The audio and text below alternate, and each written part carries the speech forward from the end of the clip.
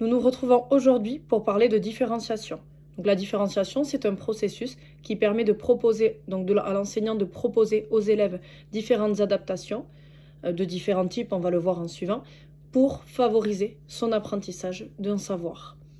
Il existe 4 types de différenciation. La différenciation par les procédures. Cela consiste, dans certaines situations, par exemple des situations problèmes, d'accepter de la part des élèves d'utiliser toutes les procédures possibles, sans cibler uniquement les procédures expertes. Cela permet de valoriser les élèves en difficulté et de valoriser toute réussite malgré l'utilisation d'une procédure qui est moins experte.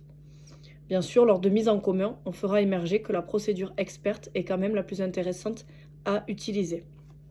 Ensuite, il y a la différenciation par les variables didactiques. Il s'agit d'adapter les variables aux capacités et aux besoins d'apprentissage des élèves.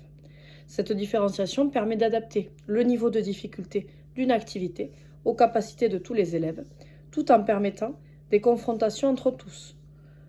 Puisqu'en effet, le contexte et la question sont les mêmes, mais on va demander des niveaux différents de difficulté. Et ensuite, on a également la différenciation par les rôles. Cela consiste à faire jouer aux élèves des rôles différents dans certaines activités. Exemple, on a un nombre de craies qui est attribué à certains élèves et ils doivent passer commande par écrit à un autre groupe d'élèves qui ont des craies soit à l'unité, soit par paquet de 10, ce qu'on appelle les banquiers.